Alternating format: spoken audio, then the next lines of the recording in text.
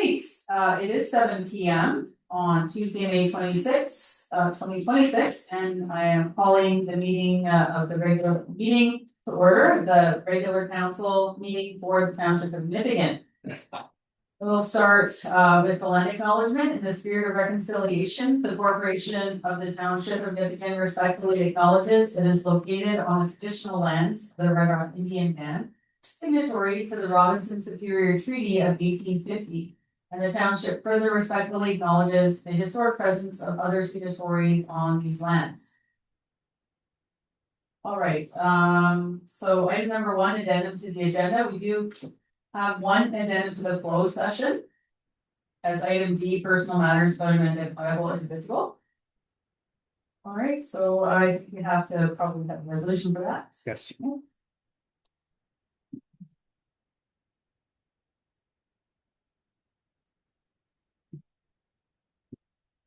Okay, so who would like to, first I'm gonna start off by acknowledging that we do have Councillor Harper attending virtually. Hello, Councillor Harper. And we do have regrets this evening from Councillor Hart and from Councillor Barber as well. All right, so who would like to move this resolution to approve the agenda as amended? Councillor Westhaver? Who would like to second? Councillor Cartwright. Resolution 2026-111, moved by Councillor Westhaver, seconded by Councillor Cartwright. Be it resolved that this council approves the agenda for the meeting May 26, 2026 as amended. All in favor? Opposed? And carried.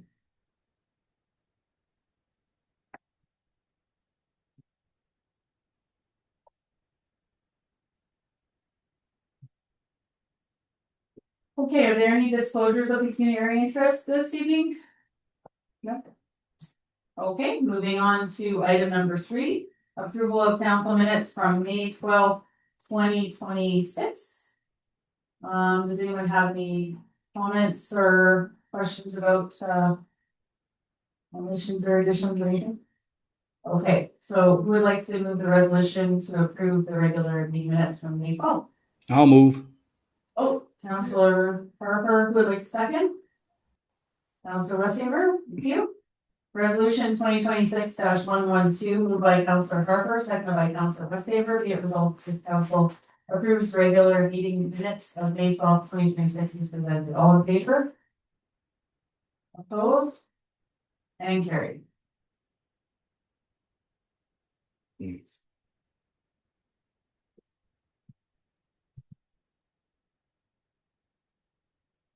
Okay, next we have under item number 4.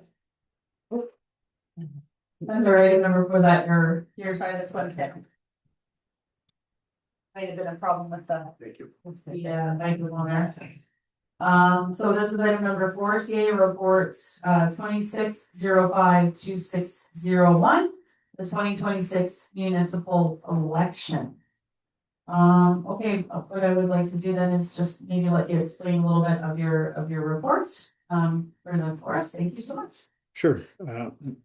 Through you, Mayor. So at our meeting on April 14th, Council adopted bylaw 2025, authorizing the use of alternate voting methods and paper ballots for the 2026 election, and directed staff to investigate our different voting method options, specifically internet, telephone, and hybrid models that incorporated both traditional paper ballots and electronic voting, and to report back with recommendations and estimated costs. In response to Council's direction, we reviewed election procedures and voting models used by comparable Ontario municipalities, particularly in our region, examined the operational realities of conducting these elections here in the Township of Nipigon, including accessibility and staffing requirements and connectivity issues. And we looked in particular at concurrent hybrid voting models, which would give voters the options of both voting electronically or in person using paper ballots. Ultimately, the recommendation in front of you here is a concurrent hybrid voting model, which would allow internet and telephone voting from advanced voting day up until voting day, so the entire election period, and in-person paper ballot voting on advanced voting day and voting day. We also recommend a vendor for internet voting. Also, as I'll address in a moment, a software provider to manage our electoral lists, and a budget, and also a way to sort of finance the election. In our previous discussions and concerning voting models, one concern that was expressed is the issue of possibly double voting and how to guard against it.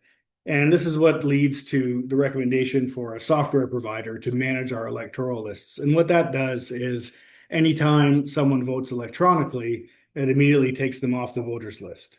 And so if somebody comes to get a paper ballot, if they've been struck off the list by the software, they won't be able to get that ballot.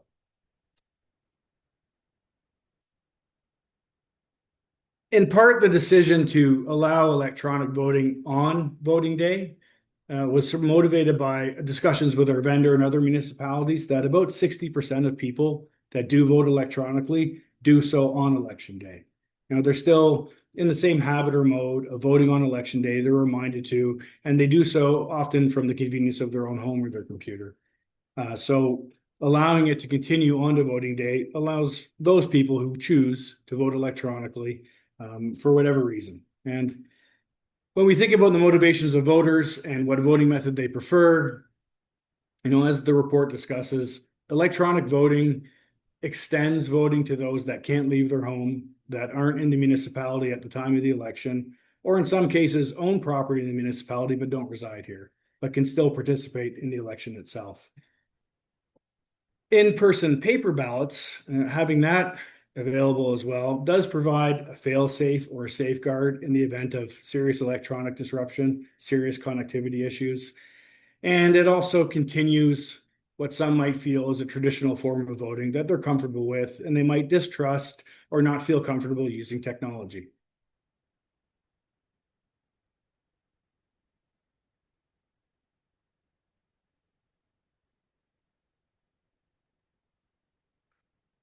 The recommended vendor for electronic voting is a company called IntelliVote.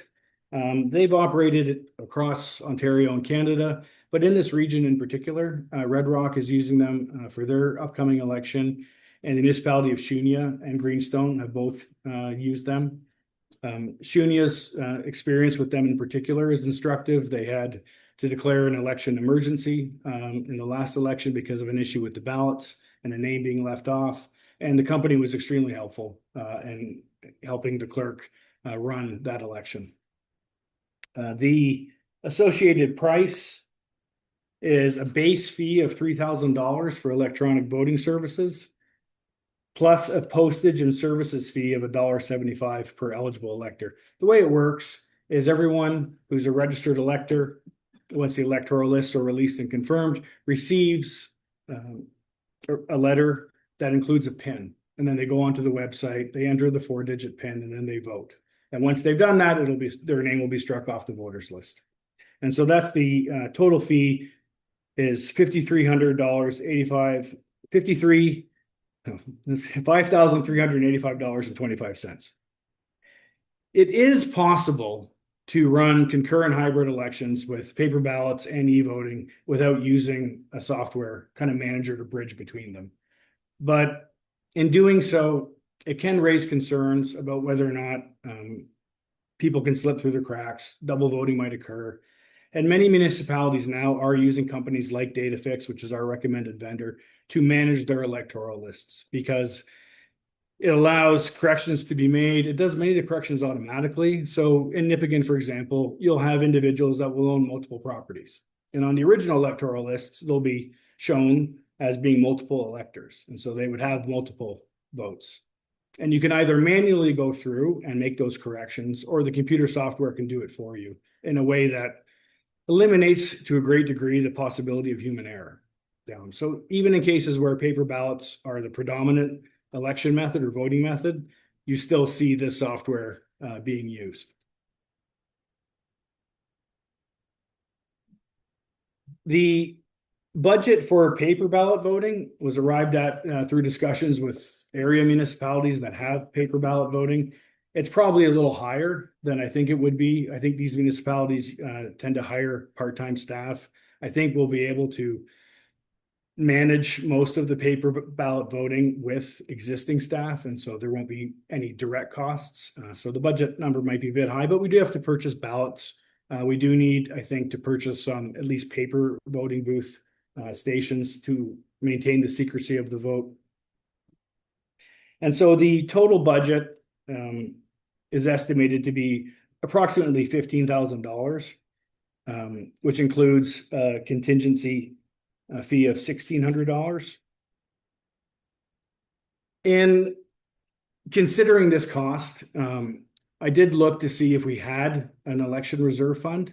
Many municipalities have election reserve funds. It makes sense. The cost of an election shouldn't be borne just in that particular fiscal year. It should be spread across the entire term of council. In cases where if we only had a paper ballot election and the costs were $3,000, even though it would still be fiscally prudent to spread those costs across the 4-year term, the administrative kind of hassle associated with doing it would make it less worthwhile.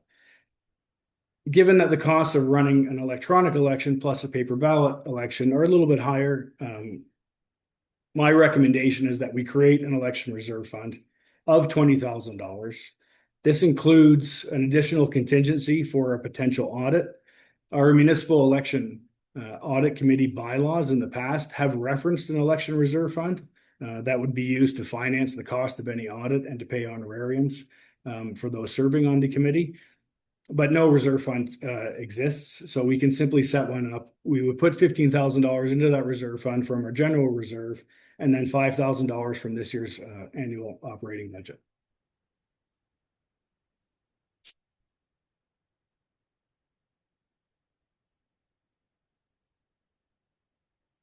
So in the recommendation of a concurrent hybrid voting model, I think in weighing the different options, going straight to entirely electronic voting, remaining with only a traditional paper ballot voting, I think it strikes the best balance in allowing the broadest possible forms of voting for different residents with different preferences.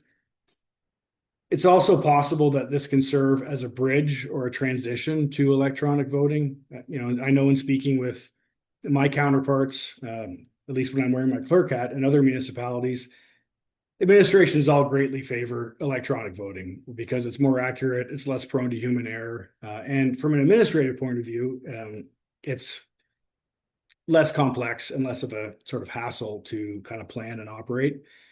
I do think it's important, though, that we provide traditional paper ballot voting in this election for those that really wish to use it. And then following the election, we can kind of assess, look how many people voted electronically, when they voted electronically, how many people voted using paper ballots, and then make a decision in future elections about whether or not we would continue to provide a hybrid or whether we would provide electronic or paper. So there are a series of kind of recommendations that flow out of this report. The first is to receive it for information. The second is to endorse the voting model. The third is to authorize staff to proceed with the necessary and related procurement. There is a bylaw to pass and to establish a discretionary election reserve fund. And also presented in the package are the clerk's draft election procedures. By June 1st, the clerk must provide publicly their election procedures. The ones that you have in front of you were prepared in part with the help of IntelliVote. This is part of the package they provide. It's a fairly complex and detailed list of procedures that contain all the safeguards that are in place and the various steps you must take if there's an issue with electronic voting. So those are also there. They're presented only for information.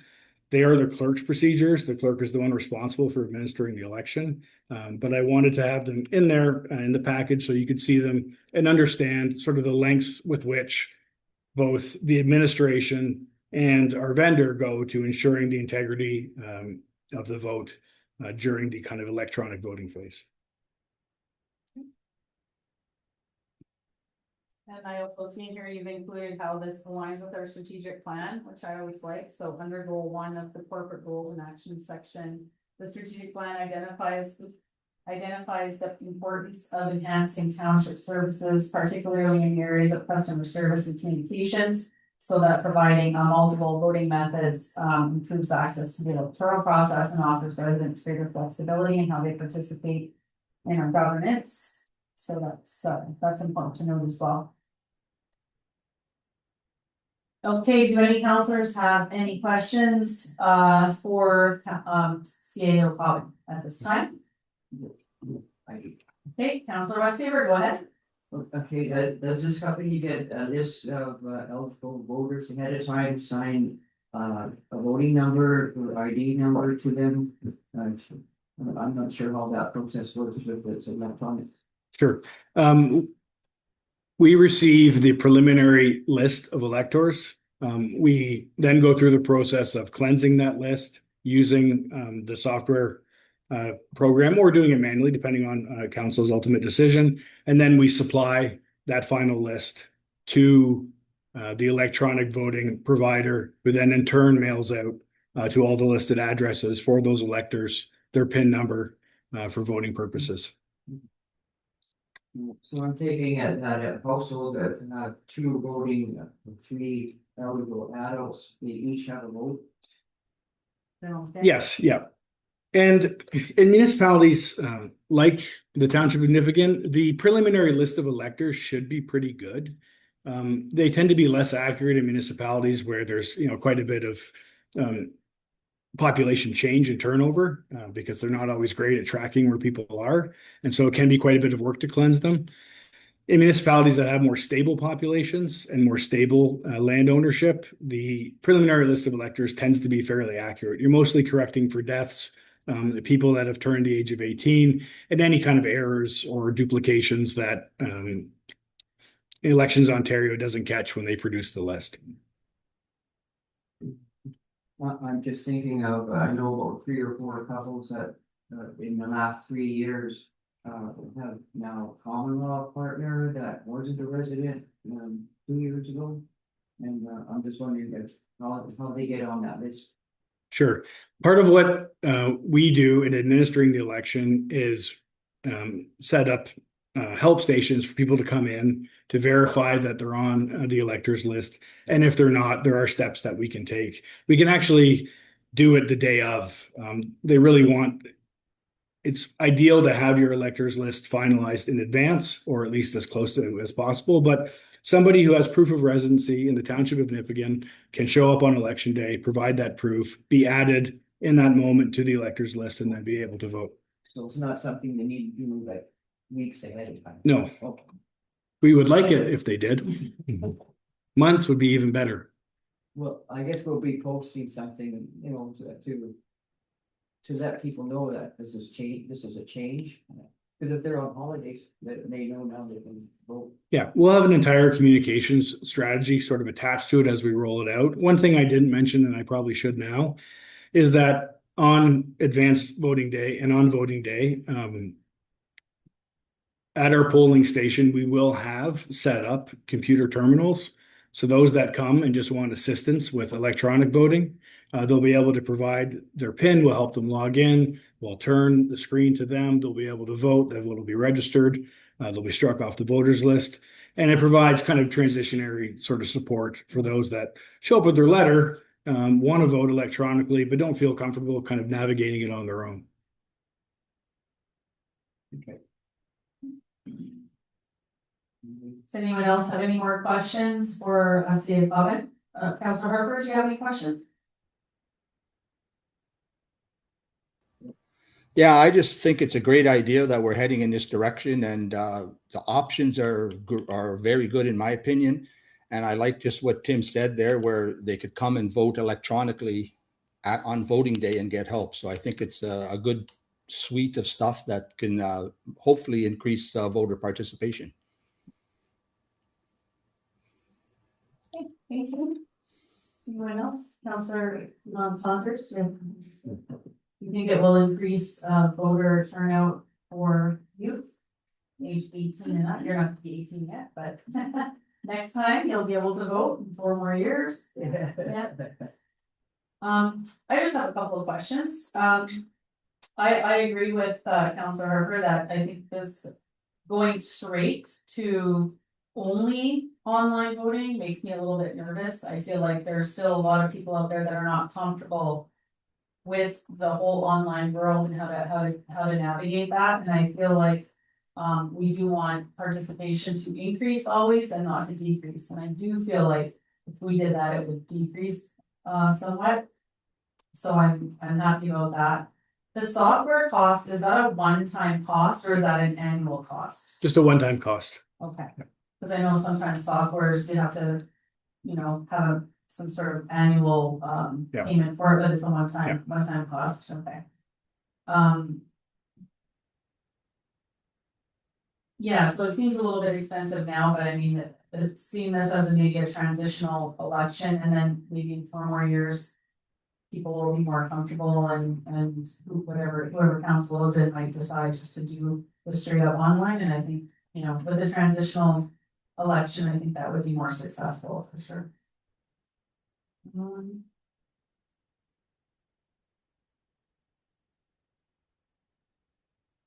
just gonna make sure I got all my questions asked too. Oh, just curious, so normally, our elections take place, our in-person elections, take place at the Legion. So I was just wondering why, the community center has been chosen for this round. Sure. In recommending a concurrent hybrid election model where we're going to have paper ballot and electronic voting on voting day and both at our polling station, it seemed prudent to staff for that facility to be ours so that we ultimately can take the necessary steps to make sure that our connectivity and our communications there, we can test it and have as many safeguards as we need to put in place there. So I realize it is a change, but we do have the facility. It's certainly adequate. It's got excellent parking. I don't think, at least at the moment, there aren't competing activities at the NCC during the evening, but I just think if we're going to have electronic voting on voting day at our polling station, it should be in our facility with our wireless so that ultimately we're responsible for ensuring that it's working properly. That makes sense, for sure. Okay, if there are no more questions or comments, we'll go to our resolution. So the first resolution is that council received a report for information that we endorse the use of concurrent hybrid voting model consisting of internet voting, telephone voting, and in-person paper ballot voting for the 2026 municipal election. Who would like to move this resolution? No. Oh, I'll move. Sorry, my mute was Councilor not Harper? working. I didn't pass your hand up. And seconded by Councilor Cartwright. Okay, so this is resolution 2026-113, moved by Councilor Harper, seconded by Councilor Cartwright. That council received CAO report 2605-2601 for information, and that council endorsed the use of a concurrent hybrid voting model consisting of internet voting, telephone voting, and in-person paper ballot voting for the 2026 municipal election. All in favor? Opposed? And carried.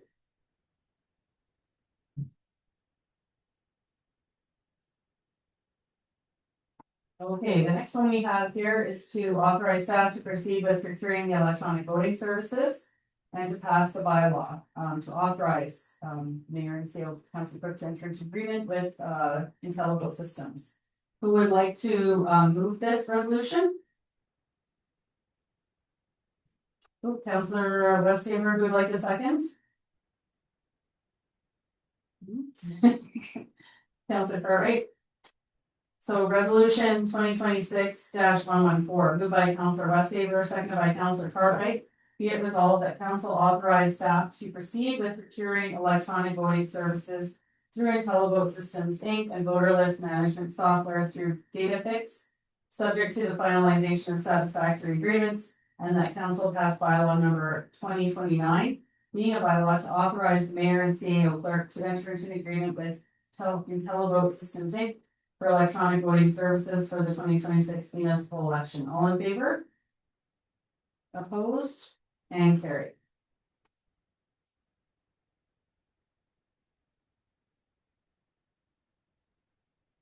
Okay, and this one is to authorize the township's an initial transfer of 20,000 to reserve for an election reserve fund. So who would like to move this one? I can move that.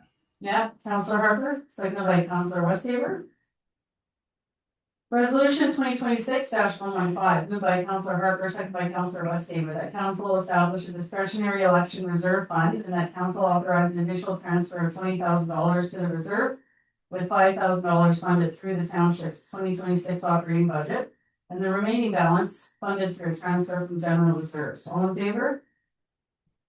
Opposed? And carried.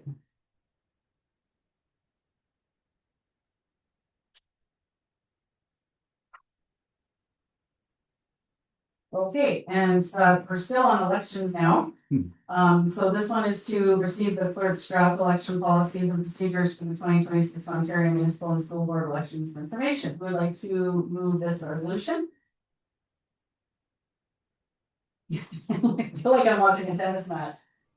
Everybody. Yeah. I'll do it. Yep, Councillor Westhaver. And who would like to second? I can second. Councillor Herbert. Resolution 2026-116, moved by Councillor Westhaver, second by Councillor Harper. Be resolved that council receive the clerk's draft election policies and procedures for the 2026 Ontario Municipal and School Board elections for information. All in favor? Opposed? And carried.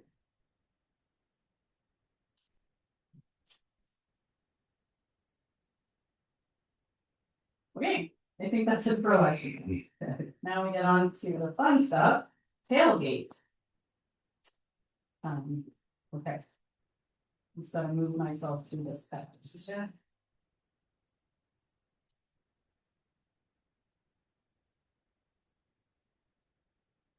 Okay, 55. Thank you. Oops. There we go. Okay. So this is an update to the tailgate event permits under the Liquor License and Control Act 2019. Is this the law that everyone's talking about with alcohol in parks, or is this something different? This is something a little different. Just to sort of give some kind of background, the Ontario government has passed a regulation allowing open alcohol consumption in provincial parks. There's been some confusion that it applies to municipal parks. It does in some cases. Some municipalities, only a very few, City of Toronto is one, have passed parks bylaws that designate certain parks as ones where alcohol is allowed to be consumed. I believe Kingston has as well, perhaps the City of Ottawa. I know of no small municipalities that have done so. If you have not passed a bylaw designating certain parks as ones where alcohol can be legally consumed by adults, of course, or over the age of 19, then the standard prohibitions against public alcohol consumption still apply. What is in front of you here is a new regulation that's been issued, which allows municipalities to designate culturally, the precise phrasing here is cultural or community events where open alcohol can be consumed. And it's sort of been generally described as sort of the tailgate regulation. It has been confusing, I think, sort of both in the public and in the municipal sphere. We received an initial memo from the Assistant Deputy Attorney General, which is in front of you, which lays out that what's allowed, what's not allowed, and then a subsequent clarifying memo so that municipalities understand clearly if you don't wish for this to take place, you actually don't have to do anything, but passing a resolution stating that you will not designate any such events as being ones where alcohol can be consumed. There will be no tailgate events in your municipality. Makes it a little clearer because I think under sort of the initial legislative framework, it was clear that municipalities themselves had the autonomy to designate kind of their own parks as places where you could drink alcohol if you wanted to. What was less clear is in the new regulation, which seemed to involve a permitting process through the liquor license, your alcohol and gaming of Ontario, where people could just apply to a provincial body, get a license, and then host an event in your park and consume alcohol. And municipalities have been concerned, as have members of the public, that they have no control or autonomy over this, which I think is what leads to the clarifying memo saying, no, you have control. It's up to you. If you don't designate the event as being one that's important, we won't issue the license.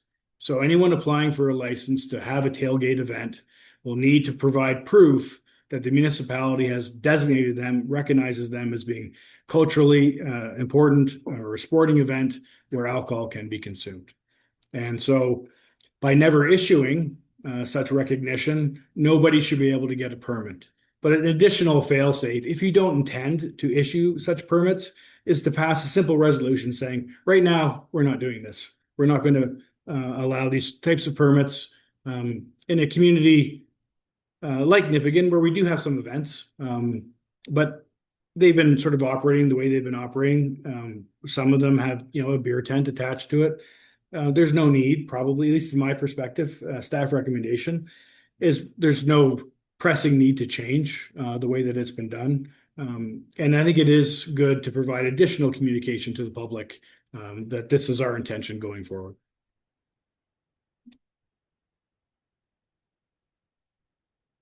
Anyone have any questions or comments about this? I could just say, Go ahead, Councillor Westhaver.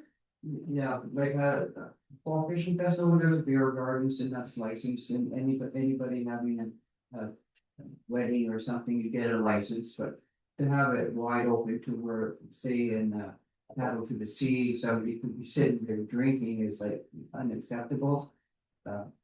As a public place. I'm glad it got clarified. Yeah, I think we already have problem with a lot of empties that we're cleaning up everywhere without it being legal. You can go out on anything and pick up a couple of hundred empties, like sort of lemonade cans on the side of the road. That would just make that problem worse. And then there's the liability if somebody, like she says, something there in Paddle to Sea Park and if drinking and decides to jump in and cracks their head or something, then we're liable for that. Or yeah, who's liable if somebody gets hurt when they're drinking in a public park? And then I think when it's involves events, which is mostly what this is, as we talked about, we do have events that have beer tents, and but the beer tents, the beer gardens, are encased, right, very regulated, and they also have to pay to drink, right? And that's part of the fundraising part of it. So if people are allowed to just bring their own booze, let's say into the slow pitch dugouts, because that would qualify. It's a some sort of sporting event when they kind of do anyways, and so we do have police walking around and dealing with that. So, and I do know that having those laws still in place can be a tool also for the police to be able to come and say, like, break things up or deal with people that are not. I don't know what the envisioning of this thing is. It's probably for big urban centers once again, where they're going to a football game or something like that, and they want to drink in the parking lot, or do they envision someone enjoying a nice glass of wine at the park or something like that? And in reality, it's probably anyways. So if there are no other comments, we do have a resolution here. So I'm just going to read the resolution before I get a mover and a seconder, because I want you guys to be aware of what it says. So be it resolved that council received the memorandum from the Ministry of the Attorney General dated May 22nd, 2026, respecting bring your own alcohol event permits under the Liquor Licensing Control Act 2019. That the Township of Nipigon shall not designate any community or cultural event as eligible for bring your own event permits under Ontario regulation at this time, and that staff are directed to prepare appropriate communications and possibly signage indicating that alcohol is not allowed to be consumed in township parks. Which I think is very important because again, people get confused by everything they see online, which 90% of it is not true. And just to be clear, so that people don't think they can start doing that type of thing at our parks or at our events as well. So, yeah. Good idea. Mhm. Good idea too, to have things posted with a sign, that way if the OPP or police officer comes there, they can't say, well, I thought it was okay, like there's a sign posted, no, well. Mhm. Okay, so who would like to move this resolution? I'll move. Yeah, Counselor Harper, seconded by Counselor Cartwright. Resolution 2026-117, moved by Counselor Harper, seconded by Counselor Cartwright. Be it resolved that council received a memorandum from the Ministry of the Attorney General dated May 22nd, 2026, respecting bring your own alcohol event permits under the Liquor License Control Act 2019. The township of Vivian shall not designate any community or cultural events as eligible for bring your own event permits under Ontario Regulation 747/21 at this time, and that staff are directed to prepare appropriate communications and possibly signage indicating that alcohol is not allowed to be consumed in township parks. All in favor? Opposed? And carried.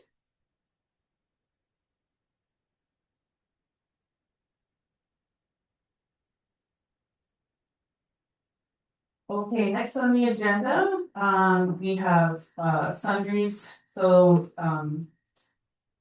we have the April 30th District of Thunder Day Social Services Administration, Thunder Bay DSAB, regular meeting minutes. Does anyone have any questions, concerns, comments about that? No. It's just for information, and then we have the Town of Clinton, Wyoming, resolution of support for sustainable provincial grant funding for the fire services in Ontario. And we don't have a resolution for that, it's just for information. Yeah, we've been banging the drum for fire funding for a very long time, so hopefully hopefully this town is successful. In banging the drum, I don't know. It's- You're sorry. Yeah, it's back near London. Mayor, excuse Yeah. me. Yeah. In the farther down on that list, it says circulated for endorsement. Should we not be endorsing that, or? It says what? We can decide how to handle it. So I didn't include a resolution to endorse. We Yeah. can, if we have a mover and a seconder, if we like, so. We'll talk right on, do you have a place one? Yes, good job. I can move it. If somebody You will just second you it. just have to come up with the wording first. The wording, yeah. Just the more support that goes in, it should be better, I guess, right? Mhm.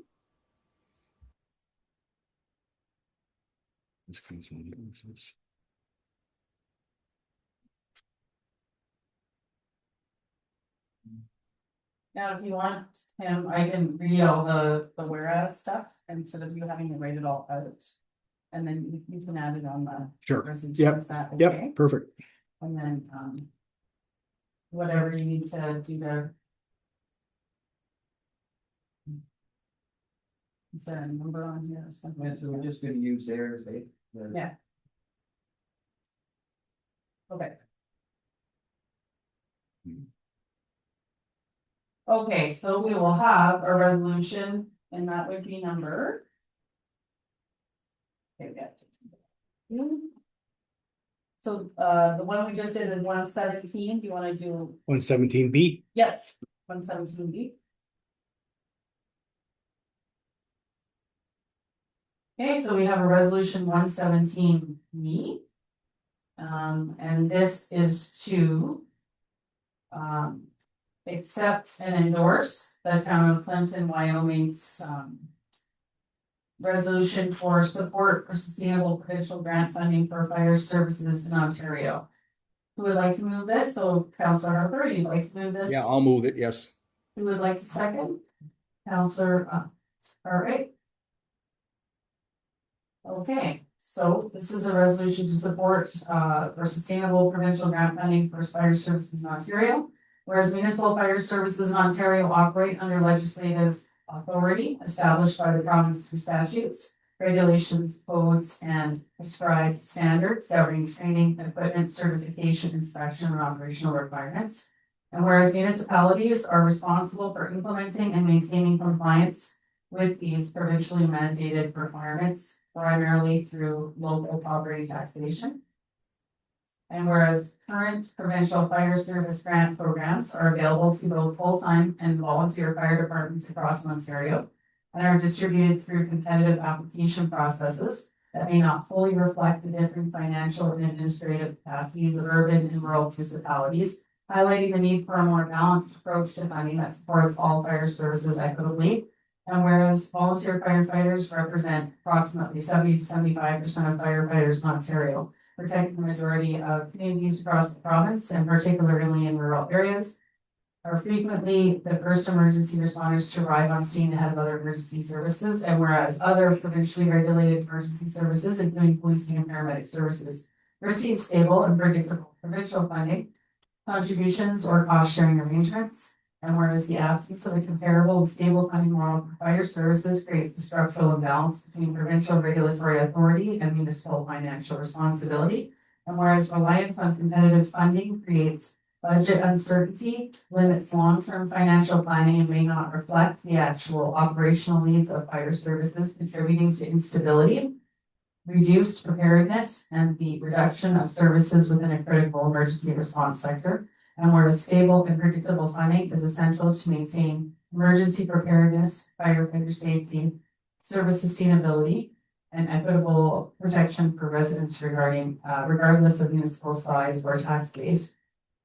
Now therefore be resolved that the council of the should I say the council of the township of Nipigon? Yeah. Okay. The council of the township of Nipigon respectfully calls upon the province of Ontario to transition the current practice of competitive provincial fire service grant programs into a permanent, stable, and predictable non-competitive provincial funding program that supports municipalities in meeting provincially legislated fire protection requirements, and further that this funding be structured to provide equitable and predictable annual support for operational readiness and training costs associated with volunteer, composite, and full-time fire departments across Ontario. And further, that the annual value of this funding be reviewed and adjusted to more appropriately reflect the level of provincial funding support currently provided to other provincially regulated emergency services, including policing and paramedic services. And further, that this resolution be circulated for endorsement to instead of that one, I'll say further that on endorsement, this resolution be submitted to Steve Pesnall, MPP Lambton, Penn Middlesex, Bob Bailey, MPP Sarnia Lambton, the Honorable Michael Kerzner, Minister of the Solicitor General, the Honorable Kinga Surma, Minister of Infrastructure, the Honorable Rob Flack, Minister of Youth Affairs and Housing, and the Honorable Doug Ford, Premier of Ontario. All in favor? Opposed? And carried. We can apply for grant money now with this. Yeah. Thank you.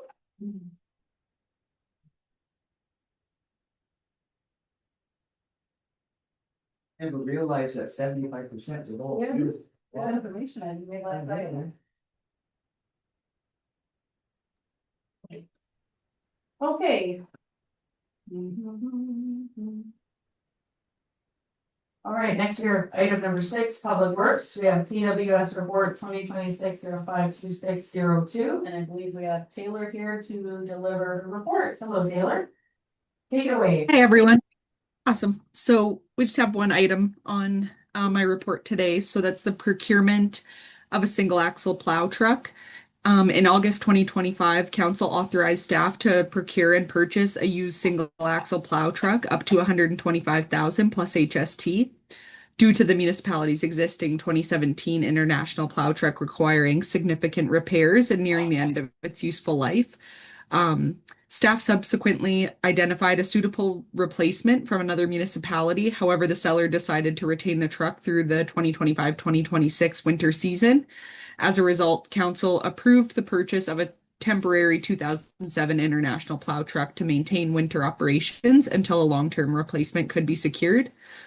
The original replacement truck previously identified by staff has now been listed for public tender sale.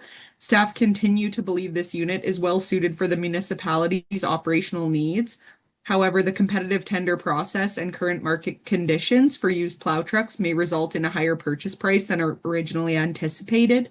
To provide sufficient flexibility to remain competitive in the tender process and secure a suitable long-term replacement unit, staff are requesting council increase the approved procurement limit from 125 to 150,000 plus applicable taxes and associated costs.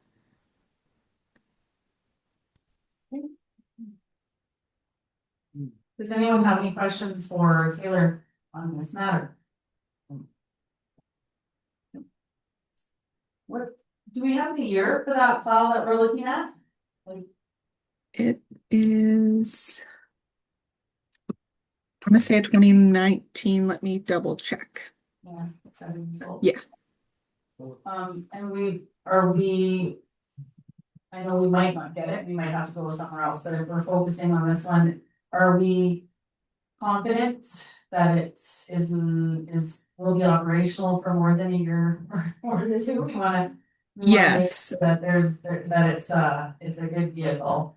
Yeah. Yeah, we previously did a trip down to test drive the unit in the fall last year. And I brought our public works foreman with me. It's a really nice unit.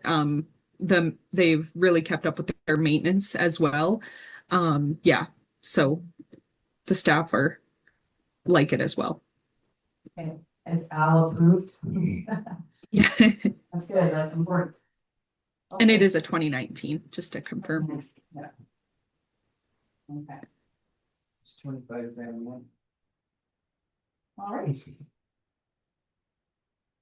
We do have a resolution, to receive PWS reports for information and to authorize, staff to procure and purchase a single axle plow for offset limit of $150,000. Who would like to move this resolution? I could move. Councilor Harper, second by Councilor Westhaver. Resolution 2026-118, moved by Councilor Harper, second by Councilor Westhaver. Be it resolved that this council receives PWS report 2026-052602 for information, and that this council authorizes staff to procure and purchase a used single axle plow truck for an offset limit of $150,000 plus HST and associated costs. All in favor? Opposed? And carried.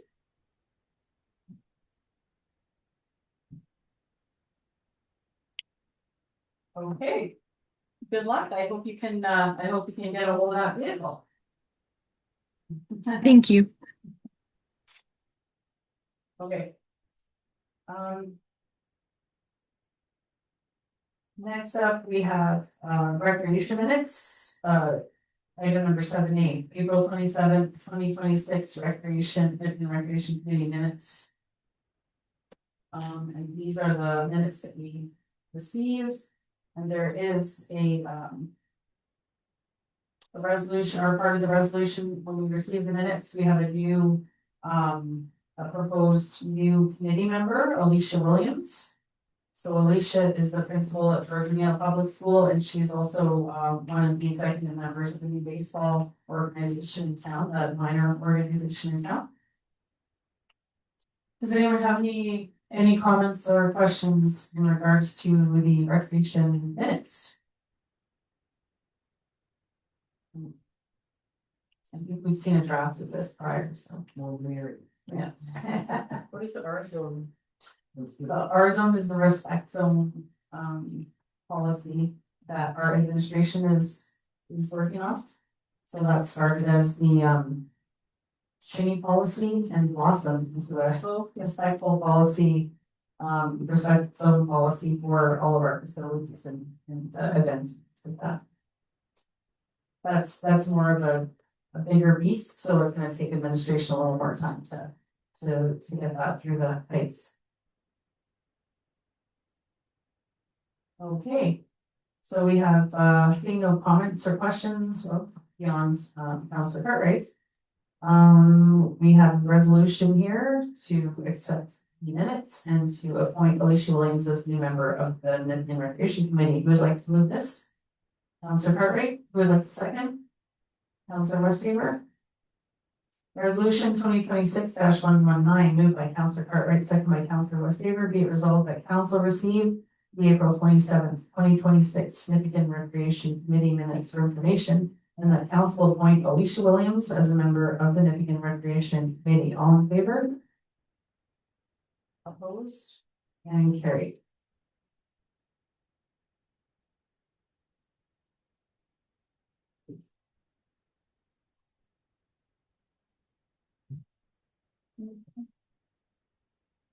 All right, next we have our bylaw enforcement annual report. Lots of things happening here.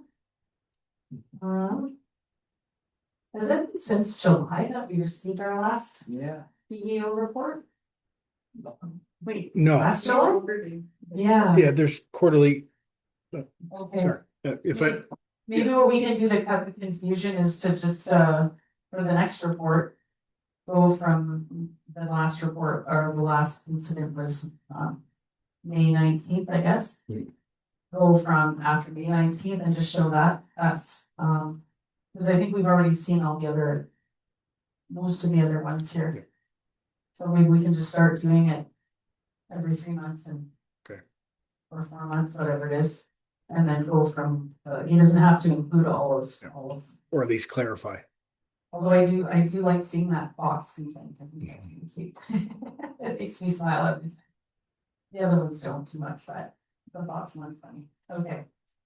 Again, great job with, I, do my walking route around town, sometimes they do different routes, and I have noticed a couple of houses, looking much, cleaner than they have in the past, less young. I know there's still work to do, but it is a lot of work to actually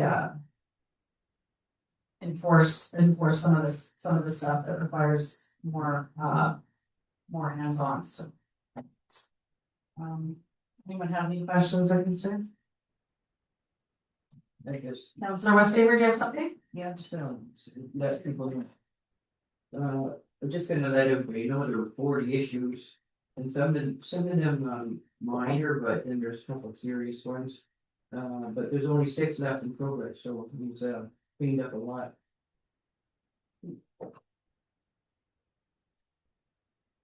Absolutely. Okay, so we have a resolution to receive the bylaw enforcement annual report for information, and I guess you can call it a quarterly report. Sure, yeah. Who would like to move this? I'll move it. Councilor Harper, who would like to second? Councilor Westhaver. Resolution 2026-120, moved by Councilor Harper, second by Councilor Westhaver, be it resolved that this council receive the bylaw enforcement annual report for information. All in favor? Opposed? And carries.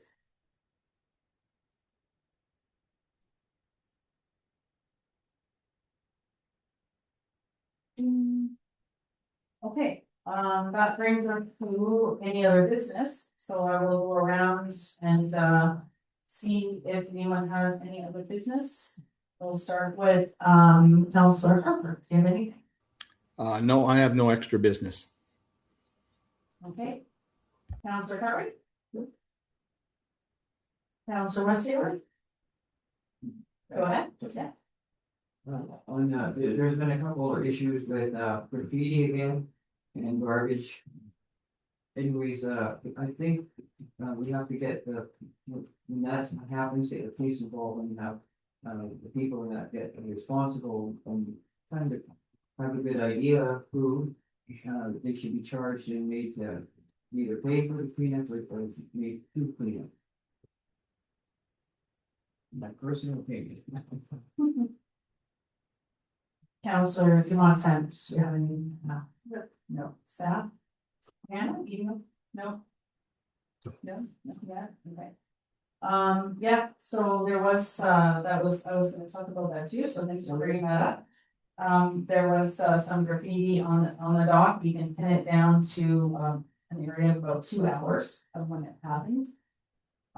We do have an eyewitness that has come forward, and, has been corroborated with a couple of other folks, so. That has been, brought to the attention of the police, of the property crime person, and they are, in the process of working on that. The other, I don't know what's happening here, but there were a bunch of nails that were, dumped at Loftus Lake in the parking lot and in where, people swim. I'm not sure why, or I'm not sure, it sounds like, I don't know, Taylor, did any crews go there to clean up, or was that sort of a volunteer thing? By the time we got there, members of the community had already cleaned it up when we, yeah, checked it out on the Monday following the weekend. I went down there too. I was trying to read. Looking against that. Hank Wida, cleaned it up, okay, thank you, yeah, they had it, break or something, eh? Yeah. I think it kind of leads me to believe that we should have something both at Loftus Lake and, at the Black Ridge, and also at the Lookout. I don't know if it has to be some like really super high quality, or if they can get some high quality trail cams to be set up in a sign that says you were on camera. I know that we have some cameras in the recreation center now, and we have those signs put up. And I think it seems to solve the problems sometimes, and at least, you know, it might be hard to see someone's face, but if it's a local person, we can tell usually, right, what's going on there. And I'm not sure why someone would dump nails where people come to enjoy a beach and where children and animals come to play, but Yeah. Where people fish and everything, it's pretty repulsive. But I don't donate, so I don't think anyone saw anything on that side. I have like 10 game times. Okay. I brought that home. I'll donate 3. There's some pretty cost effective, good quality cameras on the market right now. I have good phone. Yeah, some of the trail cameras are pretty good too. And I know since especially down the Black Ridge, we might have trouble finding a place to put them, but there are some tall trees up there, so yeah, the garbage down there has been atrocious, and I'm happy that we had an eyewitness down there to see, to give us some tips on the perpetrators down at Black Ridge, anyways, for the graffiti.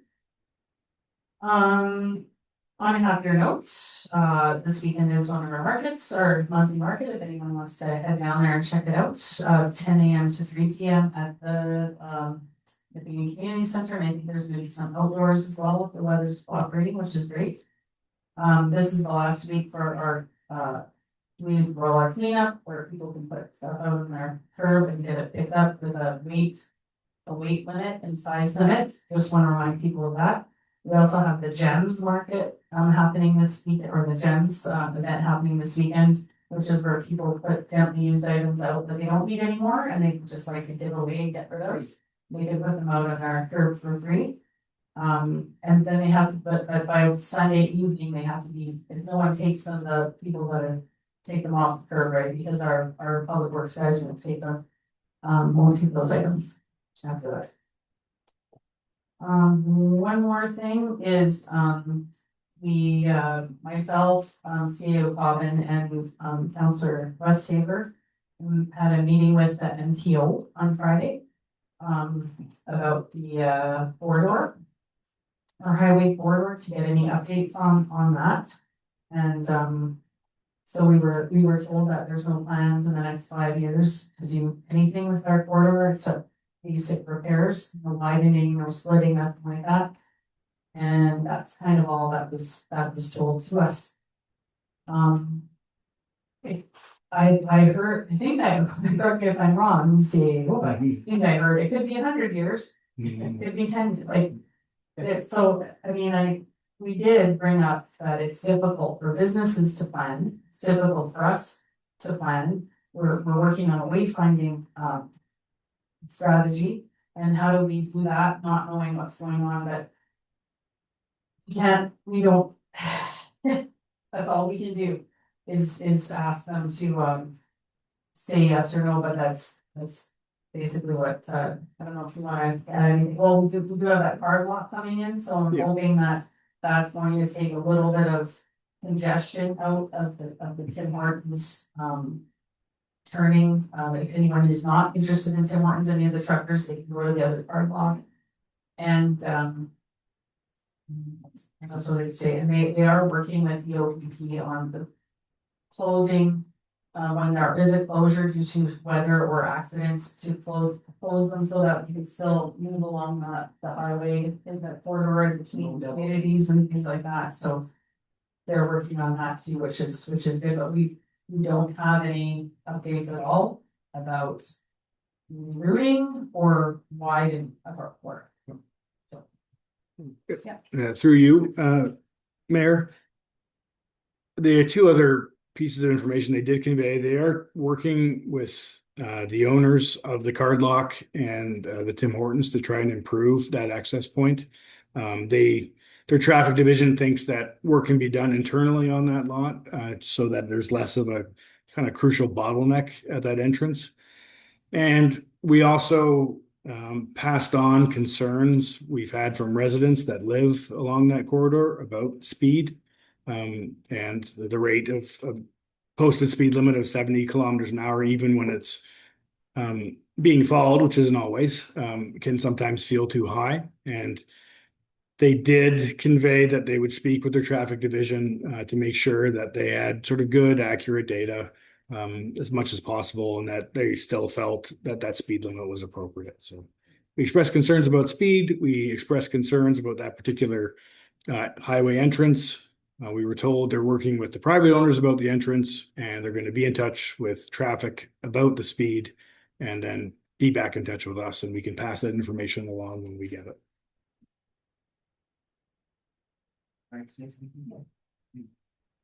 You would think now with that's going to be the fourth large parking lot, there's a Husky across from Kimmy's now, and then the one in Kimmy's, so you would think that would help with congestion a lot. And also when there's an accident, in the road closure, we have places to go, not sitting on the highway. Okay, so I think that's all I had,